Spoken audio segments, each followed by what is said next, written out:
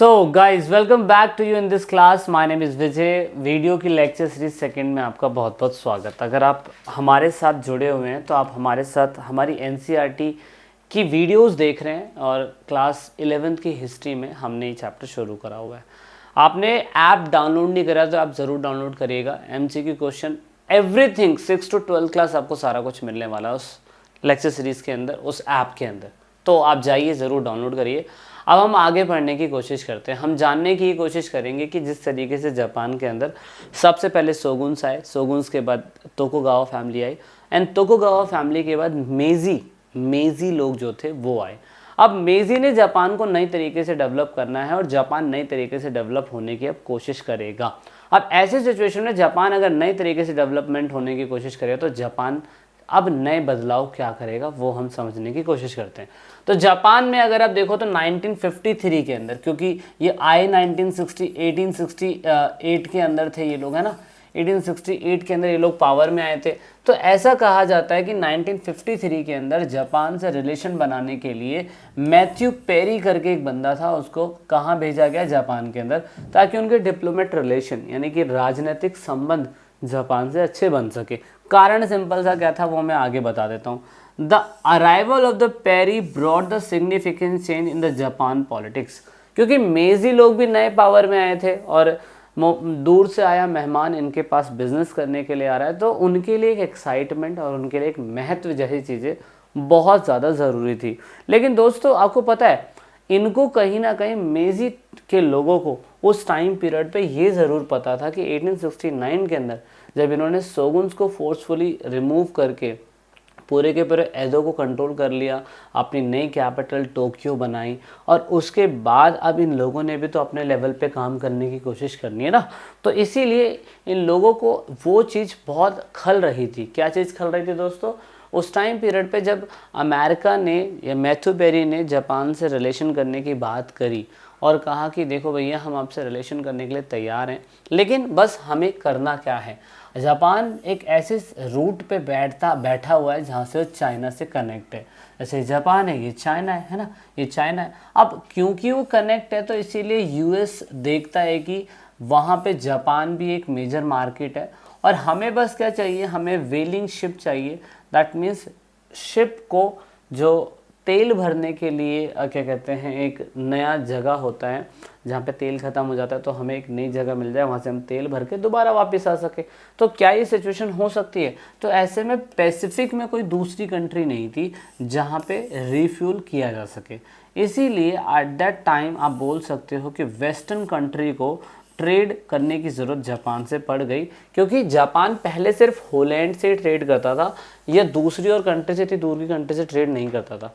लेकिन जापान ने एक चीज़ समझी, जापान ने कहा कि यार ये वही सिचुएशन ना कर दें जिस तरीके से अमेरिका ने कभी पहले खुद वहाँ के इंडिजिनस पीपल के साथ करा।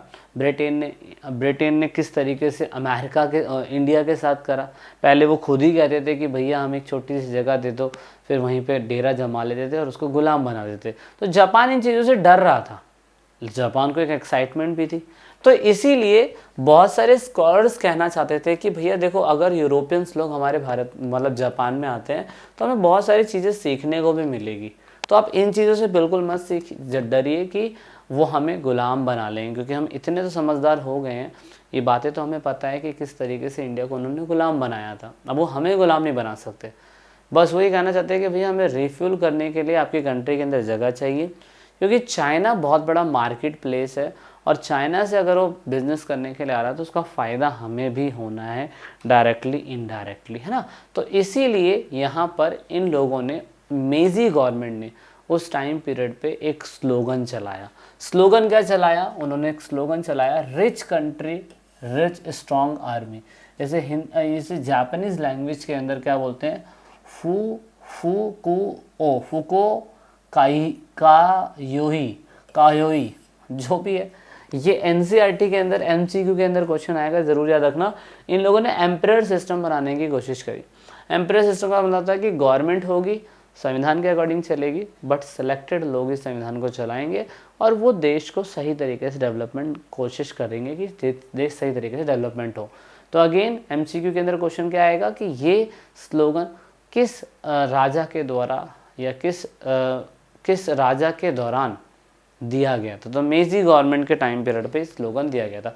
अब ये चेंजेस करने की शुरुआत कर रहे हैं क्योंकि ये लोग वेस्टर्न कंट्री से जुड़ चुके हैं, वेस्टर्न कंट्री के कल्चर को अपनाने की कोशिश कर रहे हैं। तो इसीलिए आप कह सकते हो कि उस समय पे जो राजा थे या राजा के वंशज थे वो मॉडर्नाइज होते जा रहे थे, वेस्टर्नाइज होते जा रहे थे। उनके बर्थडे डेट को, जो मेजी फैमिली है उनके बर्थडे डेट को हॉलीडे कर दिया जाने लग गया। उनकी यूनिफॉर्म सिस्टम वेस्टर्न स्टाइल की होने लग गई। तो धीरे धीरे इन लोगों ने डेवलपमेंट करने की कोशिश करी। पर सबसे अच्छी बात जो मुझे लगती है कि इन लोगों ने हर चीज़ में डेवलपमेंट करी, जैसे कि एजुकेशन में करी।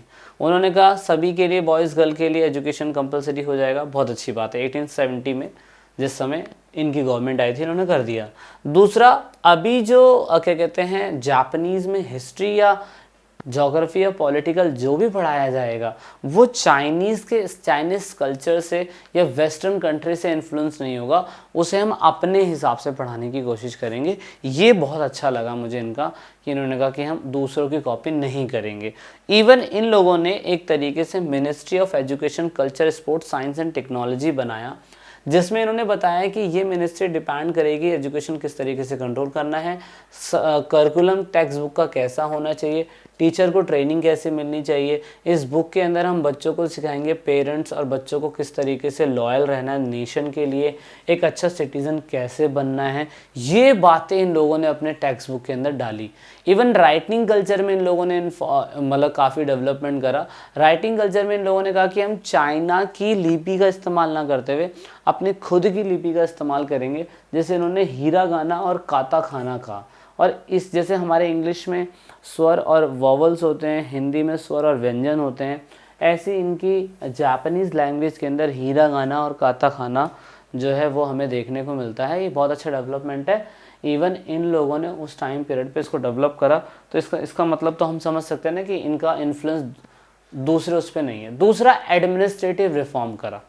एडमिनिस्ट्रेटिव रिफॉर्म का मतलब था पहले जो भी दैम्योज होते थे वो अपने सिर्फ कैपिटल को ही फोर्टिफाइज करते थे, लेकिन अब इन्होंने कहा कि नहीं, Meiji government introduce a new administrative system by altering old village and dominance boundary. उन्होंने कुछ नहीं कहा, उन्होंने पुराने गांव की सीमाओं को और जिन इलाकों को डेवलप किया हुआ है उनकी सीमाओं को पूरी तरीके से कंट्रोल करने लगे ये लोग। और साथ साथ में इन लोगों ने each administrative unit was have the sufficient revenue to maintain the local school and health facility. हर किसी स्टेट यानी कि दैम्योस के पास इतना पैसा होना चाहिए कि वहाँ पे हेल्थ फैसिलिटीज़ और एजुकेशन को मेंटेन कर सके, क्योंकि एजुकेशन इन्होंने खुद कहा था बॉयज़ और गर्ल्स के लिए कंपलसरी है ना। ये एक इम्पॉर्टेंट चीज़ है। उसके बाद इन्होंने ये भी कहा एडमिनिस्ट्रेटिव रिफॉर्म में कि जो बच्चा 20 साल से ऊपर का है वो ऑफकोर्स आएगा आर्मी के अंदर और अपना 3 साल 2 साल जो है मिलिट्री सर्विस के अंदर देगा। और ये कंपलसरी था ताकि इन लोगों की आर्मी भी डेवलप हो सके। देखो बाहर से तो किसी को लाना ज़रूरी है नहीं, तो जापान ने आर्मी डेवलप करी थी अपनी इस तरीके से। Constitutional reform, the government set up the large system to regulate the formation of political group, control meeting, impose strict censorship. Constitutional reform में कहा कि ऑफकोर्स पॉलिटिकल सिस्टम पार्टी होगी, अगर सरकार के खिलाफ कोई फालतू बोलता है तो उस पर सेंसरशिप लगाया जाएगा। लोगों को अधिकार है, मीटिंग कर सकते हैं लेकिन कंट्रोल मीटिंग कर सकते हैं। और ये भी कहा गया कि अपोजिशन गवर्नमेंट जो होगी उसको अलाउ कर दिया जाएगा। एंड देन एजुकेशनल रिफॉर्म में तो हमने देख ही लिया, सॉरी इकोनॉमिक रिफॉर्म के अंदर हमने देखा कि इन लोगों ने किस तरीके से एक दैम्यों को दूसरे दैम्यों से कनेक्ट करने की कोशिश करी। कैसे कनेक्ट करा? इन लोगों ने उस टाइम पीरियड पे 1870 से 72 के बीच में रेलवे लाइन बिछानी चालू कर दी। और पहली रेलवे लाइन आप देख सकते हो इन लोगों ने टोक्यो से याकोहामा के बीच में इन लोगों ने डेवलप करी। तो टोक्यो और याकोहामा आपको एनसीईआरटी की जो बुक होगी उसमें दिख जाएगी। उसके बाद इकोनॉमिक डेवलपमेंट के लिए इन लोगों ने कपड़ा उद्योग लगाना चालू करा, मशीनें लगानी चालू करी, क्योंकि ये लोग ब्रिटेन से और अमेरिका से बिजनेस कर रहे थे, तो फैक्ट्रियों का सिस्टम इन लोगों को पता चल चुका था। तो एक अच्छी बात है। दूसरा, इन लोगों ने अपने बच्चों को कहा कि भैया एजुकेशन लेने के लिए बाहर की कंट्री, बाहर की यूनिवर्सिटीज़, स्कूल के अंदर ज़रूर जाओ। ये एक अच्छी बात थी। अपने बच्चों को इन लोगों ने बाहर भेजना चालू करा ताकि जापान के छात्र जो हैं वो बाहर की टेक्नोलॉजी को, उन चीज़ों को समझने की कोशिश कर सके। इवन इन लोगों ने उस टाइम पीरियड पे बैंकिंग सिस्टम को बहुत अच्छा करा।